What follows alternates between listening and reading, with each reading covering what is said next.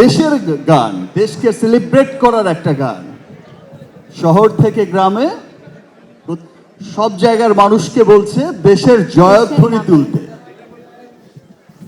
সেই রকম একটা গান, যেটা কোনো সিনেমার গান না, যেটা আসলে আমরা তো যে দেখে থাকি যে হিরো হিরোইনের কোনো রোমান্টিক গান না, তো একটা দেশের গান যে এমন পরিমাণ মানুষ সেলিব্রেট করেছে, এত ভালোবাসা দিয়েছে।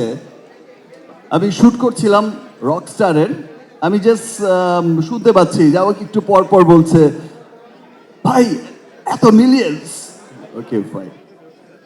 আবার বিকেলবেলা সন্ধ্যায় বাড়ি ফিরতে ফিরতেই আবার আরেকজন বলছে যে ভাই 15 মিলিয়ন্স, ওকে 15 মিলিয়ন্স, তো আমার সিনেমার গানকেও পিছে ফেলে দিল ভাই। দ্যাট মিনস মানুষ দেশকে ভালোবাসে, মানুষ এমরাইজের এই প্রথম এই পথ চলার প্রথমেই গান দিয়ে যে শুরু হয়েছে, জানান দিয়েছে, দ্যাট মিনস বোঝা গেল এই গানের মাধ্যমেই যে মানুষ দেশকে ভালোবাসে, মানুষ দেশের সব ভালোর পক্ষে থাকে, সব দেশের সমস্ত মানুষই চায় যে ইয়েস আমি আমার দেশের জয়ধ্বনিটাই তুলতে চাই, এটাই প্রুফ করেছে। আর আমি আজকেও খুব হ্যাপি।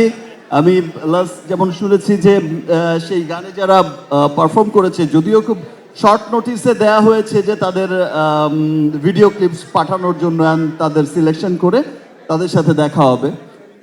আমি খুব আনন্দিত।